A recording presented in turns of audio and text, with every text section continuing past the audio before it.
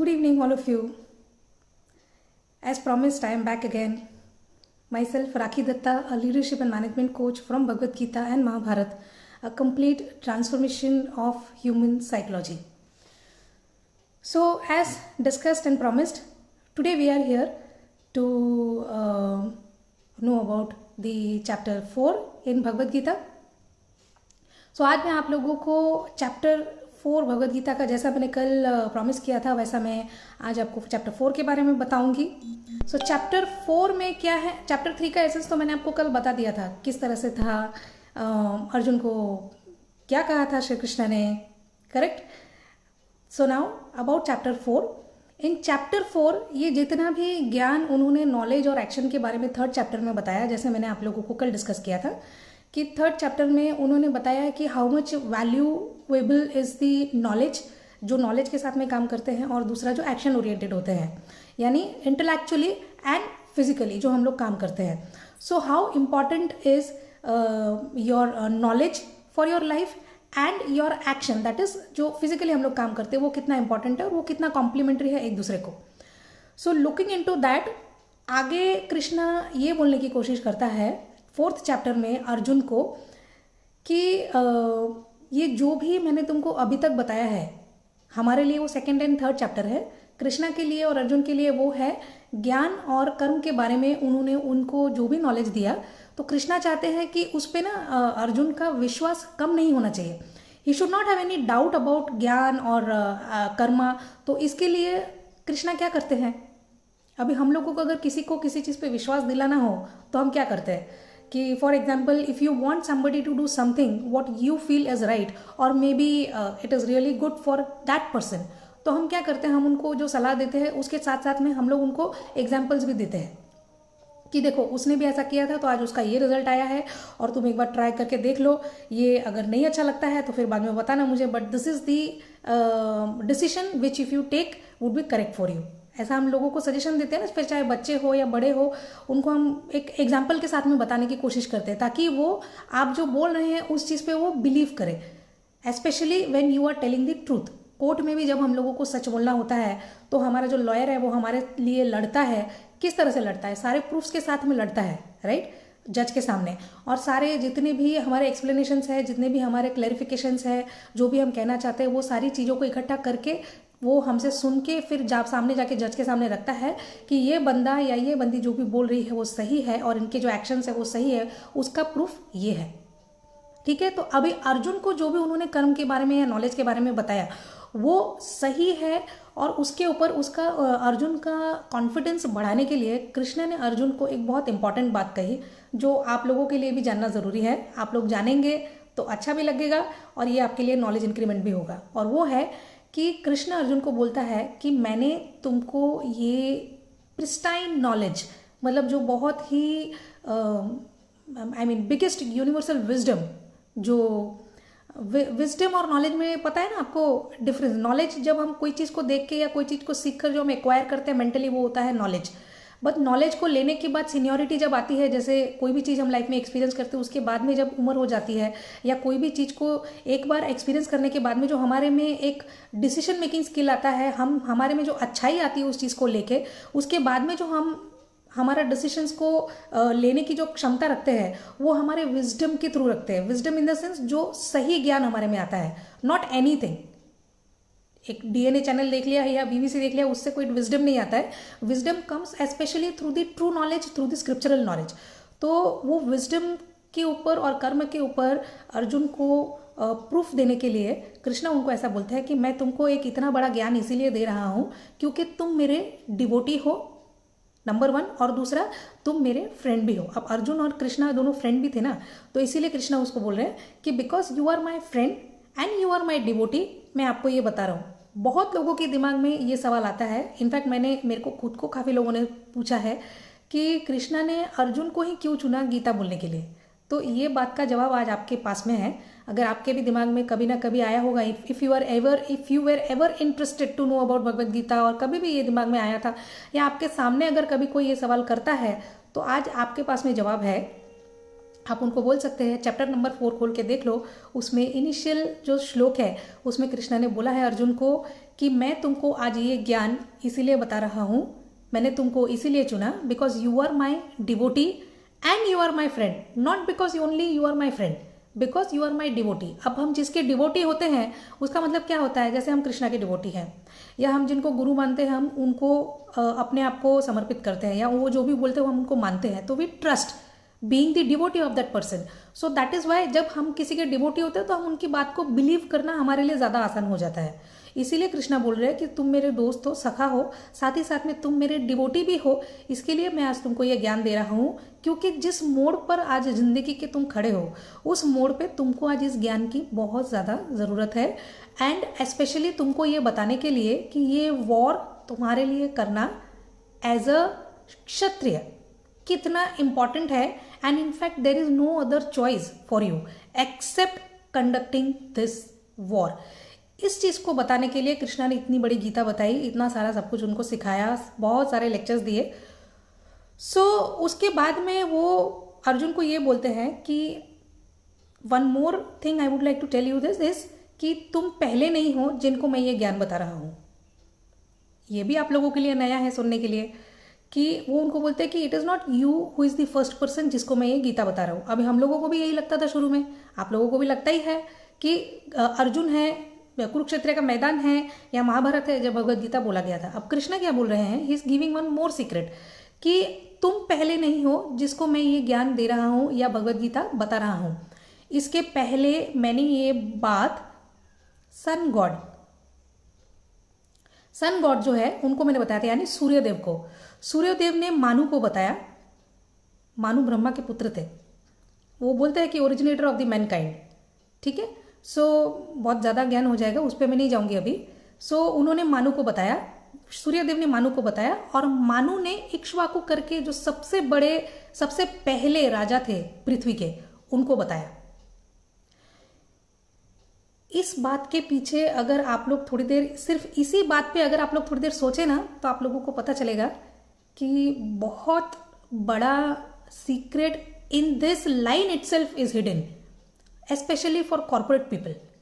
जो लोग कॉर्पोरेट में हैं, जो लोग लीडरशिप में हैं, ये जो मैं लीडरशिप की ट्रेनिंग प्रोग्राम्स कंडक्ट करती हूँ उसके लिए भी मैं बता रही हूँ कि ये चीज़ जानना बहुत ज़्यादा ज़रूरी है। लोगों को लगता है कि भगवद गीता स्पिरिचुअल है तो लोग आत्मज्ञान करने के लिए या स्पिरिचुअलिटी गेन करने के लिए गीता सुनते हैं, but let me tell you what Krishna himself has confessed कि मैंने सूर्य को बताया जो वन ऑफ द फर्स्ट था, राइट।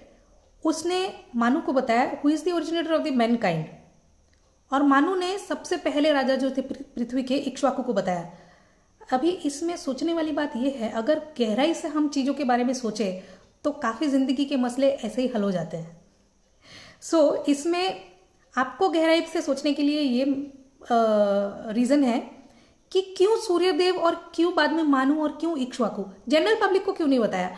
कृष्ण भी जो अर्जुन को समझा रहे हैं, हम कुछ लोग बहुत शातिर होते हैं, वो लोग सोचते हैं अर्जुन को समझा रहे वो समझ नहीं रहा है, उससे अच्छा बाकी लोगों को समझा दो, अभी देखो युद्ध शुरू कर देंगे, they are already ready with their weapons, तो उससे अच्छा अर्जुन को ना समझा के बाकियों को समझा दो, correct, specially to the soldiers.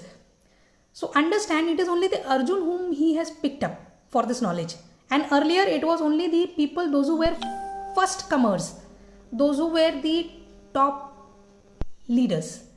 So this shows कि घर में जैसे पिता है, ऑफिस में जैसे लीडरशिप टीम है, कंपनीज में जैसे कंपनी के ओनर है, अगर जो सबसे सीनियर इंसान है जिसके अंडर में सब कुछ आता है, सारी दुनिया उसको फॉलो करती है, उसी को अगर आप मेन रूल्स एंड रेगुलेशंस बता दो तो ऑटोमेटिकली वो डाउन द लाइन उस चीज़ को कोलाइड कर ही देता है लोगों को। तो एक एक करके बताने से ऑलवेज बेहतर है कि जो मेन हेड है उनको बताओ। That is the reason whenever companies are approaching me कि मैडम अब बताइए कि हमारे कंपनी में कौन सी ट्रेनिंग सबसे पहले देनी चाहिए। तो जब सरप्राइज, मेरे लिए अब ये सरप्राइज नहीं है कि जब मैं उनको पूछती हूँ आप बताइए कि किसको पहले देनी चाहिए, तो सबसे पहले उनकी जुबान पे यही नाम आता है, मैनेजर्स को देना है, जूनियर लेवल को देना है, स्टाफ्स को देना है। तब मैं यही बोलती हूँ कि वो तो बेचारे बच्चे हैं, बाप जो कहेंगे वो सुन ही लेंगे, but the problem is in the bottle नेक। सबसे पहला ट्रेनिंग अगर आपको किसी को दिलवाना है और वो भी स्पेशली मुझसे, तो लीडरशिप टीम को दिलवाइए, क्योंकि लीडरशिप टीम जो कहेगी बाकी लोग तो वैसे भी फॉलो करेंगे, उनका काम है, वो बेचारे फॉलो करेंगे, नौकरी का डर है, बट उनको ट्रेनिंग देके लीडरशिप टीम कैसे सुधरेगी आप बताइए। लीडरशिप टीम को ये पता भी नहीं होगा कि उनके मैनेजर्स और उनके जूनियर्स क्या ट्रेनिंग अटेंड करके आए हैं, unless and until they themselves go through that training. So it is always the decision maker of the family, decision maker of the organization, decision maker of the society, decision maker of the company, of the world, who should undergo the training first, not the juniors or the middle levels. This is what I feel, and from my side this is what the suggestion for everyone. जब भी आपको मास में कोई भी सीख या कोई भी चीज फॉलो करवानी है, तो तब आपके पास में एक ही रास्ता है, वो है जिसको सब लोग मानते हैं या जो डिसीजन मेकर है, जो ऑथराइज्ड पर्सन है, उसको समझा दो। अगर वो उस तरीके का इंसान हुआ समझने वालों में से, तो जैसा आप चाहोगे अच्छाई में उस तरह से चीजें आगे फॉलो होगी। अगर वो गड़बड़ वाला लीडर निकला तो सीक्रेट नॉलेज तो मिल जाएगा, but then down the line follow वही होगा जो वो खुद चाहता है। So that is the reason earlier there was only Arjuna who was there as the decision maker या ऐसा, but nowadays there are so many decision makers। तो अगर आप पूरी की पूरी लीडरशिप टीम को बिठा के ट्रेनिंग देते हैं, तो कोई ना कोई लीडर्स तो ऐसे होंगे ही ना जो लोग ट्रेनिंग को अटेंड करके उसको इम्प्लीमेंट करने की भी कोशिश करेंगे। So definitely you should always try to talk to the decision makers for everything whatever you want in a bigger way to be followed by the general public और all the employees.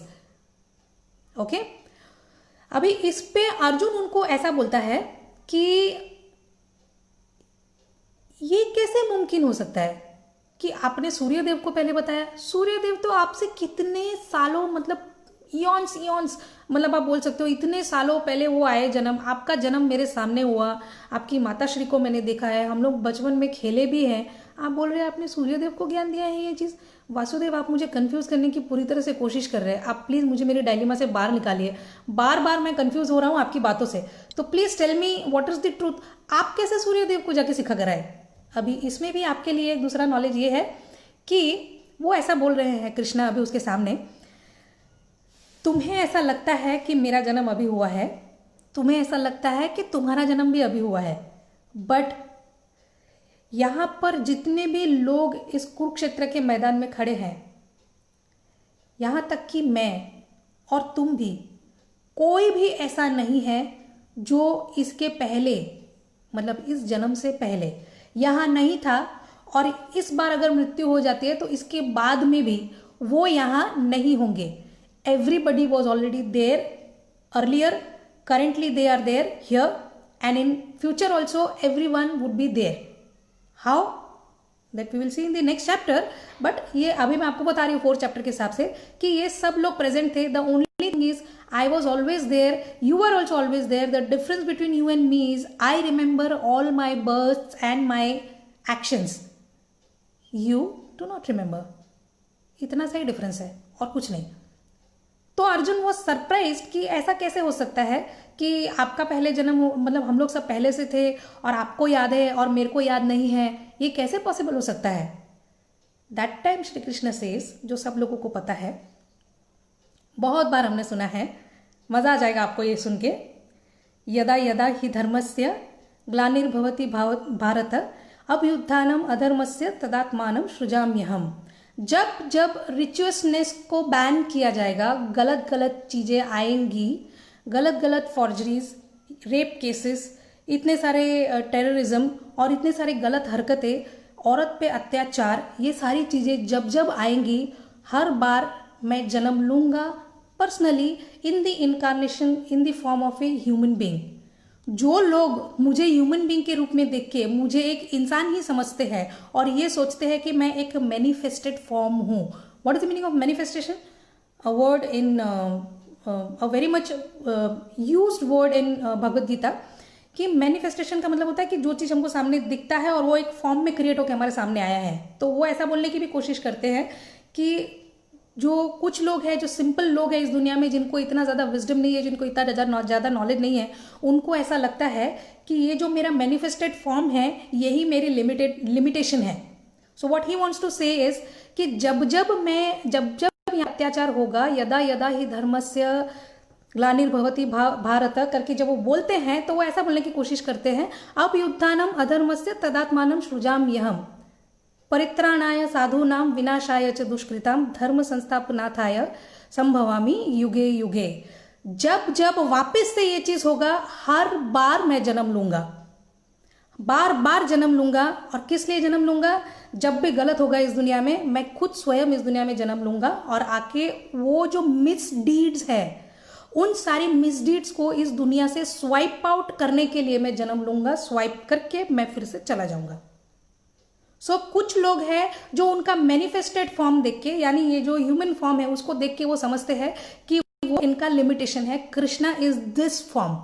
So this is again a very good knowledge for you कि Krishna wants to से कि this is not my actual form. ये तो मैं manifest होके आया हूं ताकि लोग मुझे इस फॉर्म में देख सके, बिकॉज सबकी आंखों में एक लिमिटेशन है मुझे देखने का। अर्जुन को भी यहाँ पे पावर दिया था, तब अर्जुन कृष्ण को देख पाए, उनका विश्व रूप देख पाए। हम भी देखेंगे जब आएगा, ठीक है। सो वो तब देख पाए क्योंकि उन्होंने यहाँ पे उनको पावर दिया था, तभी वो देख पाए। जैसे संजय को यहाँ पे पावर दिया था, तब जाके वो देख पाए। तो जो नॉर्मल हमारी आई साइट है, जो नॉर्मल हमारी विजन है, उससे हम भगवान को नहीं देख सकते। तो उससे जो देख सकते हैं हम, वो इंसान को देख सकते हैं। और जब तक हमारे सामने कोई चीज फॉर्म बन के नहीं आती है, हमारे लिए उस चीज को बिलीव करना मुश्किल हो जाता है। तो इसीलिए कृष्णा ऐसा बोलने की कोशिश कर रहा है कि जो लोग कॉमन होते हैं या जो नॉर्मल पीपल है इस दुनिया में, पृथ्वी में जो मनुष्य है, उनको मुझे अपने आप पर भरोसा दिलाने के लिए या दिखाने के लिए मुझे ये मैनिफेस्टेड फॉर्म में आना पड़ता है। But only few knows that I am not a manifested form, I am completely unmanifested. I am unmanifested का क्या मतलब है? मेरी ना जन्म होती है और ना ही मेरी मृत्यु होती है। मैं हूं भी, मैं नहीं हूं, मैं करता भी हूं, मैं नहीं भी करता हूं, but at the same time I am detached from everything. हम लोग क्या करते हैं, कोई भी चीज, कोई भी रिश्ते में अगर हम घुसते हैं, कोई भी काम करते हैं, उसमें इतना अटैच हो जाते हैं कि हम लोग पागल हो जाते हैं। उसके बाद में वो चीज हो तो हमको खुशी, वो चीज ना हो तो हमको दुखी। कृष्णा ऐसा बोलता है कि मैं ये फॉर्म में आता हूं, but I am the unmanifested form. मैं हर जगह पे हूं, everywhere. So I am doing through my another maya, जो बोलते हैं ना कि माया पे बहुत सारा लेक्चर है, मैं दूंगी आपको दूसरे चैप्टर्स में। माया के फॉर्म में ये लोगों को लगता है कि मैं कर रहा हूं, पर मैं एक्चुअली कुछ नहीं कर रहा हूं। और अगर मैं कुछ कर भी रहा हूं तो उसके लिए मेरे साथ में कोई लेना देना नहीं है। आई am not attached, I am completely detached from everything. That is what you should be. Do your work but do not get attached with that work. ये जो 4th चैप्टर है ना, उसका नाम ही है ज्ञान कर्म संन्यास योगा। मतलब ज्ञान कर्म संन्यास योगा का मतलब ज्ञान से, ये जो कर्म जो हम करते हैं, एक्शन, रिनंसिएशन ऑफ एक्शन का जो नॉलेज है वो कैसे करते हैं। मतलब आप अपना काम करो, कर्म के साथ साथ में आप उससे डिटैच भी रहो, उसका रिनंसिएशन भी कर दो, वो कैसे करते हैं वो उस बात पे है ये बुरा का बुरा चैप्टर। अब पूरा चैप्टर तो आपको एज यूजुअल पढ़ना तो पड़ेगा ना, हर चीज़ तो मैं यहाँ पे बता नहीं पाऊंगी। मेरी गीता की क्लासेस है, उसमें आप आ सकते हैं in case if you are really willing to. बाकी आई वुड रियली से कि from now onwards whenever you see the form of Krishna, always remember that this is the unmanifested form. ये तो आपको दिखाने के लिए है कि बांसुरी हाथ में है, मुगट पहना हुआ है, it is just for your eyes, but he is there everywhere outside you, especially the nearest is inside you. So Gita के हर एक श्लोक में जो वो अर्जुन को बोलने की कोशिश करते हैं, हर एक श्लोक के पीछे हजारों कारण है। The only thing is if you are blessed enough, आपका समय अगर आ गया है तो हर एक श्लोक के पीछे जितने भी कारण हैं थोड़े थोड़े करके आपको वो बताया जाएगा अंदर से आपको बताया जाएगा जब आपका टाइम आ जाएगा। तो it is not so easy also for everyone to understand Bhagavad Gita. That is why it is said. लोग ऐसा भी कहते हैं, उस बात पे भी मत आना, लोग कहते हैं कि हम जितनी बार गीता पढ़ते हैं हर बार वो नया लगता है। हर बार नया इसलिए नहीं कि उसका मीनिंग चेंज होता है, हर बार नया इसीलिए लगता है क्योंकि पहली बार में तुम्हें कुछ समझ नहीं आया, दूसरी बार में भी कुछ नहीं समझ में आया, थोड़ा थोड़ा आया, तीसरी बार, चौथी बार, 100 बार तुम पढ़ते जाओ। The reason is very secret. If you are blessed, you know the secretest of the secret, जो कृष्णा बोलते हैं अर्जुन को कि मैं तुमको सीक्रेटेस्ट ऑफ द सीक्रेट, लोग सीक्रेट बोलते हैं, उन्होंने सीक्रेट का भी सीक्रेट बोला, तो सीक्रेट का भी सीक्रेट जानने में टाइम तो लगेगा ना यार, और वो भी कृष्णा का सीक्रेट, मतलब 1 जन्म 2 जन्म 1000 वेट करना पड़ेगा. So whenever your time will come you will understand as per the need of your karma, the need of your earlier births, the need of your current birth. जितनी ज़रूरत आपको है उतना आपको वो महसूस कराते रहेंगे, आपको मीनिंग्स बताते रहेंगे, बट वो तब बताएंगे जब आप पढ़ेंगे. तो आप दया करके ज़रा भगवद गीता उठा लीजिएगा. मेरी ये जो चीज़ें हैं इनको भी आप शेयर कर सकते हैं दूसरों के साथ में, ताकि वो लोग भी फ्री में ही सही, कम से कम जितना मैंने बोला अभी उतना तो वो सुन ले. मेरी ये वीडियोस यूट्यूब में भी जाएंगी, तो मेरा रिक्वेस्ट है आपसे, मैं अपना ये भगवद गीता का जो सच है ये मैं ग्लोबली स्प्रेड करना चाहती हूँ, जो इतना आसान नहीं है. पर आपकी तरह जो फ्रेंड्स हैं, आपकी तरह जो अच्छे अच्छे लोग हैं, जो लोग सुनते हैं प्यार से, वो लोग अगर मेरे यूट्यूब में जाके वही गीता के वीडियोस, चैप्टर्स के वीडियोस अगर शेयर करते हैं दूसरे लोगों से, तो मेरा ये काम थोड़ा सा जल्दी हो जाएगा और मुमकिन भी हो जाएगा, क्योंकि दूसरे के मदद के बिना कभी कोई काम मुमकिन नहीं होता है. So do not take the responsibility of your own work that you are only doing everything. You are not doing everything. There are other people also who are helping you to do. So right now you all are listening to me. By that way you are helping me by improving your own actions in case अगर आप उसको बदलते हैं तो. और दूसरा आप ये हेल्प कर सकते हैं कि आप आगे इसको स्प्रेड करेंगे तो मेरे लिए बहुत बड़ी बात हो जाएगी. And I would be really thankful to you. Next जो मेरा मेरा ही है 5th और 6th चैप्टर जो मैं लाऊंगी भगवद गीता का, वो मैं नेक्स्ट वीक अब लाऊंगी. मैं सैटरडे संडे नहीं आऊँगी due to some reasons. So I will be coming for 5th chapter next Tuesday, not this coming Tuesday, next Tuesday, okay, at 7 PM. अगर टाइम में कोई चेंज आता है तो हम लोग डिस्क्लोज कर देंगे यहाँ फेसबुक पे. बाकी आप लोग फॉलो कीजिए फेसबुक और इंस्टाग्राम, तो आपको पता चल जाएगा हमारी टाइमिंग्स क्या है, क्योंकि मैं मोस्ट प्रोबेबली शायद नेक्स्ट चैप्टर जो है 5th का वो मैं इंस्टाग्राम पे लूंगी. तो अगर इंस्टाग्राम पे लूंगी उन्हीं को पता चलेगा, वही अटेंड कर सकते हैं जो लोग मेरे को इंस्टाग्राम पे फॉलो कर रहे हैं. तो अगर आप चाहें तो मेरे को इंस्टाग्राम पे फॉलो भी कर सकते हैं, फेसबुक पे भी फॉलो कर सकते हैं. आपको नोटिफिकेशंस मिल जाएंगे and you can share it with everyone and you can attend yourself also. ठीक है, टिल देन जय Shri Krishna. Stay tuned. I'll be coming back soon. Thank you so much for listening.